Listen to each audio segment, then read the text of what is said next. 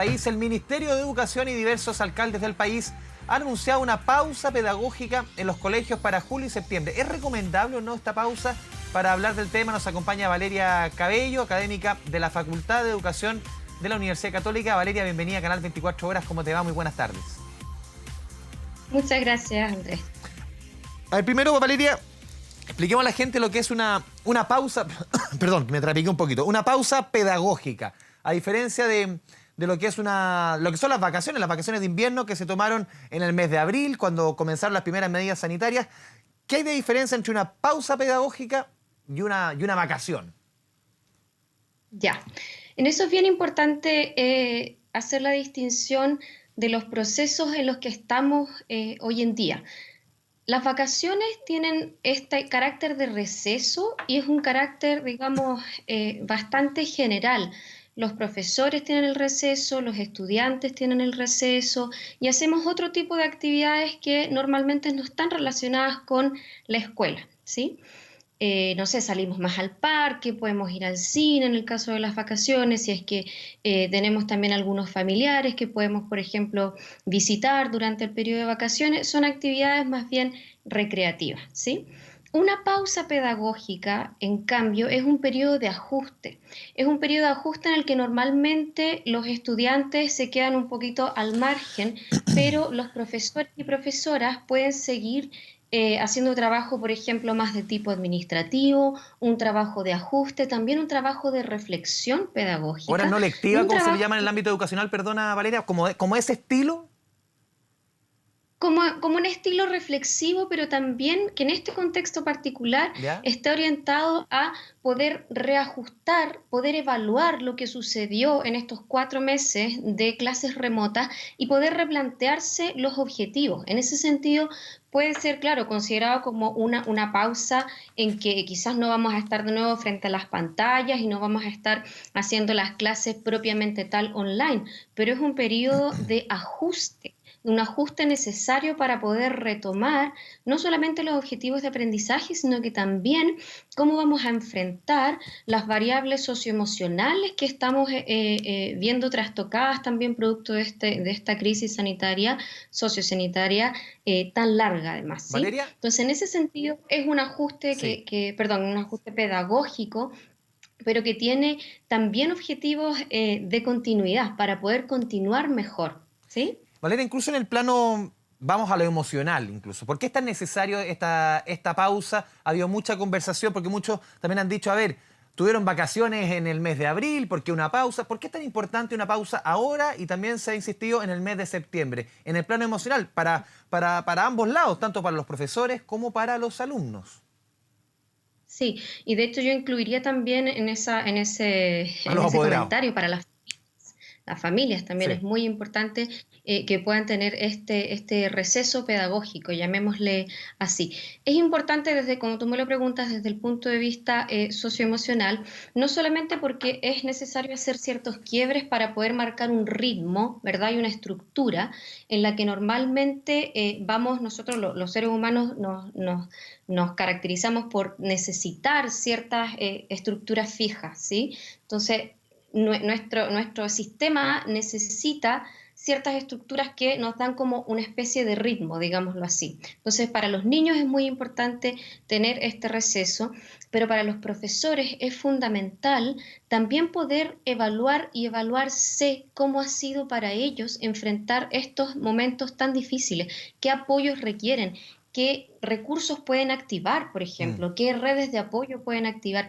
Hay muchas profesoras y profesoras que lo han pasado muy mal en estos periodos. Obviamente los niños y las familias también, pero se desconoce mucho del agobio que han sentido los profesores, no solamente por la sobrecarga natural de trabajo, de adaptarse a una metodología nueva, sino porque los profesores, y en eso también me incluyo porque también trabajo como profesora, pero en contexto universitario, acogemos, ¿sí? Somos también de esa forma un espacio de contención emocional de lo que les está pasando a nuestros estudiantes. Y hemos visto a nuestros estudiantes también pasarlo mal, sufrir con complicaciones familiares, y con pérdidas familiares, con nuestros estudiantes muchas veces pasando hambre. Hemos Mm. sido mucho más conscientes de las condiciones a veces precarias en las que ellos enfrentan su aprendizaje. Y eso no es algo sencillo, eso a veces en la escuela no es tan natural porque la escuela tiene ciertos límites y ahora como estamos incorporando la escolaridad dentro de la casa, esos límites están también de alguna forma traspasados, ¿se entiende? Entonces, Sí. los profesores hemos estado expuestos a altas cargas digamos, de estrés, de necesidad también nosotros de contención y no hemos tenido esos espacios porque nos subimos como, digamos, a este buque sobre la marcha, ¿sí? Entonces, en ese sentido, también desde este aspecto es importante parar, mirar, readecuar las estrategias, no solamente las estrategias pedagógicas, también las estrategias de cómo estamos llegando a nuestros estudiantes. ¿Qué pasa con aquellos que no han podido tener una conexión? ¿Cómo podemos llegar a ello? ¿Qué pasa con aquellos estudiantes que han totalmente perdido, por ejemplo, los papás han perdido o los Mm. cuidadores sus trabajos? ¿Cómo podemos en estas condiciones seguir enfocándonos en aprendizaje, en bienestar y en su Valeria, desarrollo? Entonces, es que estas pausas son tan relevantes para poder ajustarse y continuar mejor. es importante justamente dentro de todo el marco que tú nos estás planteando, cómo se ha desarrollado este año, un año muy especial en todos los ámbitos de la vida. Es importante también cómo enfocamos, por ejemplo, que uno dice, ¿cómo vamos a cerrar este año? ¿Cómo vamos a evaluar este año? Y más allá de verlo en el rendimiento, en la nota, no. Eso tiene mucho que ver con lo que dices tú, muchas familias que los papás han perdido la pega, ya llevamos 4 meses los que somos papás de clases online que van agotando, que es una pega que uno nunca pensó que podía tener, los que tenemos la suerte de poder tener clases online con los niños, pero ¿cómo se evalúa este año al final? Y ahí va importante porque cómo se enfoca también este año en el sentido de no ser tan riguroso en el rendimiento, en las materias que hay que pasar, sino que poner el foco en ciertas cosas y la evaluación. ¿Se pierde este año 2020 sencillamente?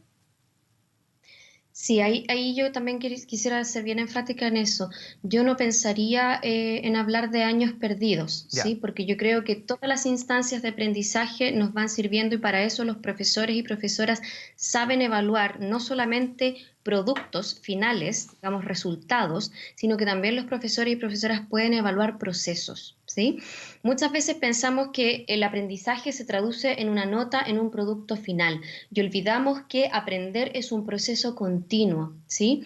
Y los profesores y profesoras han tenido que hacer múltiples esfuerzos para poder recoger esa variabilidad individual y ver en qué medida van sus estudiantes avanzando paulatinamente, ¿sí?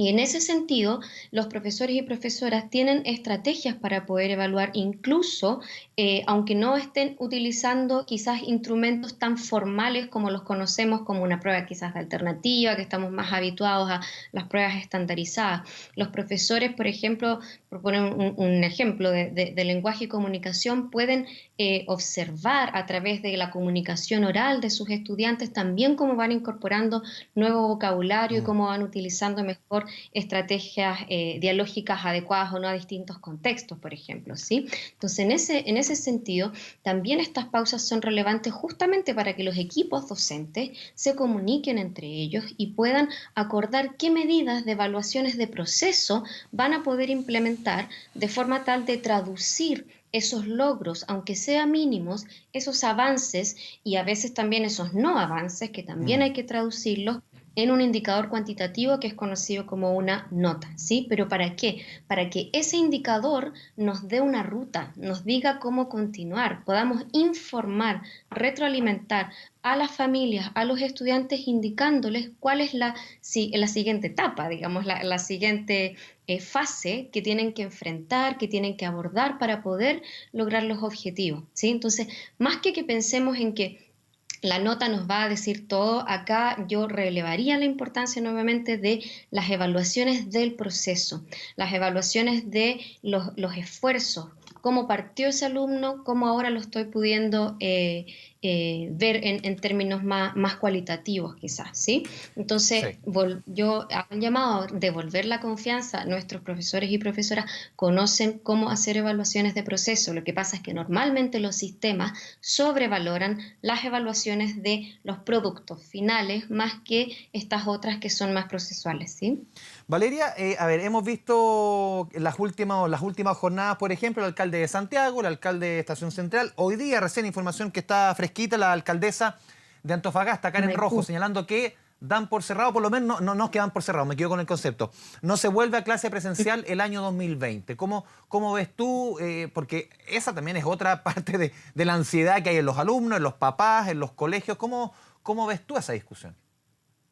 Sí, yo creo que esa es una discusión valiosa, pero que tiene que darse al interior de cada comunidad y que también tiene que escuchar a la comunidad local. No es una decisión que a mi parecer debería tomarse de forma general para todos los establecimientos, porque efectivamente hay alcaldes o alcaldesas que pueden estar cerca de su gente, de su territorio, que conocen la realidad educativa y que en ese sentido pueden determinar que no cuentan con las condiciones mínimas para asegurar la seguridad, digamos, de salud de su estudiante, de su personal, y al final están tomando decisiones para cuidar a la comunidad. ¿Sí? Sin embargo, puede que existan otras comunidades en las que Mm. sí cuentan con mayor infraestructura, con que tienen los cursos reducidos en número de estudiantes, con que pueden ir alternando quizás lugares, espacios físicos para poder realizar las clases resguardando las distancias necesarias para la protección. Entonces, por eso voy que esas decisiones se tienen que tomar de forma contextualizada, escuchando también a las necesidades de las comunidades en las que están inmersas. Recordemos que en muchos lugares la educación, las clases presenciales, etcétera, no solamente cumplen una finalidad únicamente educativa, sino que también de bienestar, ¿sí? Hay colegios que proveen alimentación, hay colegios que están muy comunicados también con sistemas de salud, digamos, los sistemas de salud primaria. Entonces, en ese sentido, no olvidemos que las escuelas también son lugares de bienestar y en ese punto puede que restituir las clases presenciales, aunque sea de forma paulatina, con algunos turnos, etcétera, puede devolver también a las comunidades la posibilidad de ejercer sus derechos que lo hacían muchas veces también a través de la escuela. Entonces, creo que eso es una decisión que debiese ser tomada en conjunto con las comunidades educativas, pero muy anclada en la realidad local, territorial de la diversidad que tiene Chile. Pensemos en cómo también tiene este mismo virus ha tenido un Mm. impacto muy diferente en las distintas regiones, comunidades o localidades incluso. ¿Sí? Valeria Cabello, académica de la Facultad de Educación de la Universidad Católica, te agradecemos esta conversación con Canal 24 Horas. Muy buenas tardes. Buenas tardes, muchas gracias.